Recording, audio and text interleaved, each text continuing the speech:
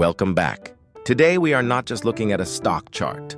We are looking at the potential to rewrite the standard of care for a genetic disease that affects over 100,000 people worldwide. We are talking about Sionna Therapeutics, ticker symbol SION. If you follow the biotech sector, you know that cystic fibrosis, or CF, has been dominated by one giant for a long time. But throughout 2025, from their annual report filed in March to their latest Q3 filing in November, Sionna has been quietly but aggressively building a case that they have found the holy grail of CF treatment targeting the NBD1 domain. In this deep dive, we are going to deconstruct their entire year of 2025. We will look at the scientific foundation laid out in their 10K track, their cash burn and R&D acceleration through the Q1, Q2, and Q3 reports, and analyze why their specific approach to small molecule modulators might represent the biggest growth opportunity in the respiratory space for the next decade. Let's start with the fundamental problem. To understand Sionna's value proposition, you have to understand the CFTR protein. Imagine this protein as a complex machine. For the vast majority of CF patients, specifically those with the F508del mutation, this machine is broken because it unfolds and degrades. Current treatments, the ones making billions of dollars today, act like clamps holding the machine together, but they don't fix the core instability. Sionna's thesis, detailed extensively in their 2024 annual report, is that they can target the NBD1, the nucleotide binding domain 1. This is the engine of the protein. Historically, this target was considered undruggable. It was too elusive. Sionna claims to have solved this. As we move through the first quarter of 2025, evidenced by the 10Q filed in May, we saw the company shift gears. They weren't just a research lab anymore. They were becoming a serious clinical stage entity. The financials from Q1 2025 show a distinct rise in research and development expenses. For an investor, this is not a red flag, it is a signal. It means the trials are active. It means patients are being dosed. They are spending money to generate the data that will eventually define the company's valuation. By the time we get to the Q2 report, filed in August 2025, the narrative tightens. We see the progression of their lead candidates, likely SION 638, and the newer generation series. What is critical here is the combination strategy. Sionna isn't just trying to find one drug, they are building a cocktail.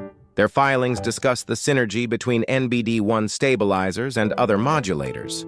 This is crucial because to beat the current standard of care, you need efficacy that isn't just as good as, it needs to be better than, or it needs to restore full protein function to levels never seen before. Now let's look at the latest data from the Q3 2025 report filed in November. This document is the most important piece of the puzzle for forecasting 2026. In biotech, cash is oxygen.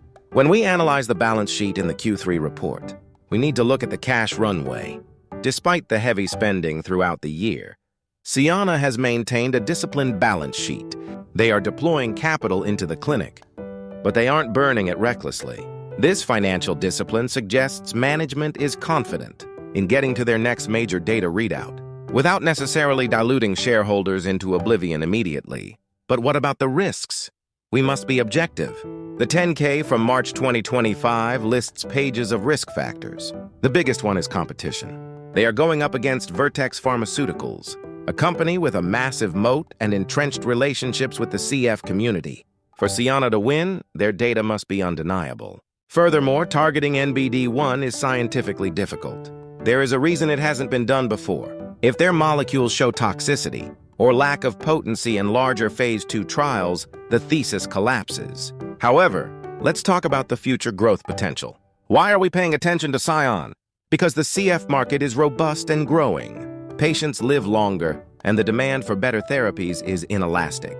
If Sionna's NBD1 stabilizers work, they don't just take a slice of the market. They potentially expand the market to patients who don't respond well to current therapies, or they become the new backbone therapy that every patient takes.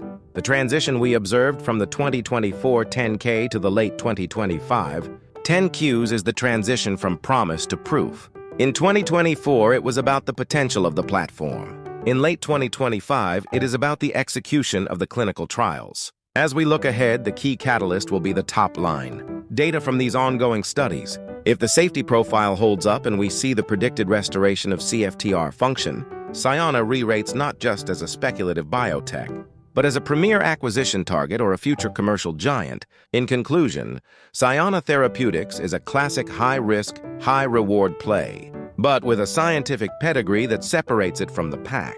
They are attacking the root cause of the disease in a way no one else has successfully done. The financial documents from 2025 show a company that is executing on its timeline, managing its cash burn, and aggressively pushing its proprietary science forward. For the long-term investor, the question is simple. Do you believe the NBD1 domain is druggable? If the answer is yes, Sionna is the vehicle to express that view.